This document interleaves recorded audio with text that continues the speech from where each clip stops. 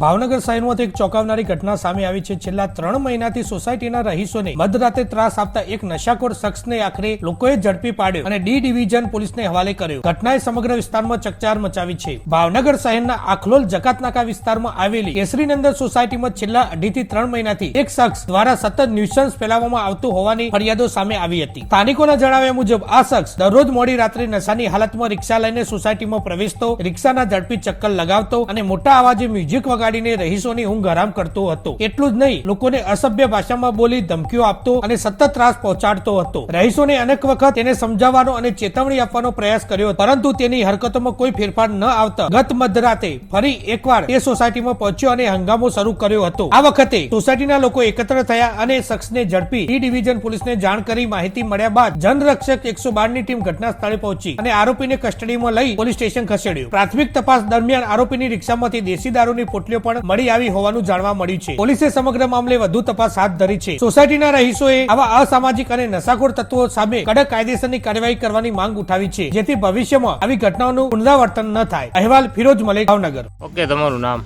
મારું નામ અશરફ ડેરિયા। અશરફભાઈ, કઈ જગ્યાએ શું બનાવ થયો? આખલોલ કેસરીનંદન સોસાયટીમાંથી અમે ડી ડિવિઝન પોલીસ સ્ટેશન અત્યારે ફરિયાદ માટે આવેલા છીએ। લેખિત ફરિયાદ આપી અમે અરજીના રૂપમાં। શેના માટે આપી? એક અજાણ્યો શખ્સ છે અમારી સોસાયટીમાં અવારનવાર દારૂ પીધેલી હાલતમાં આ સ્ટેપ વગાડીને રિક્ષા લઈને આવે। સોસાયટીના માણસો એમ કે ભાઈ ગાડી ધીમી હકાવ, તો કે ગાડી ધીમી નહીં હાલે, ફાસ જ હાલશે। અને ટેપે ફૂલ ફાસ વગાડે છે। એને અવારનવાર આપણે ટોકેલો છે, પણ તે સીધા માનતો નથી માણસ। એટલે અમે આજે એના અનુસંધાને ડી ડિવિઝન પોલીસ સ્ટેશને ગઢેજી વડલા ફરિયાદ દેવા આવ્યા। રિક્ષા ચાલક ક્યાં રહે છે? રિક્ષા ચાલક આખલોલનો જ છે।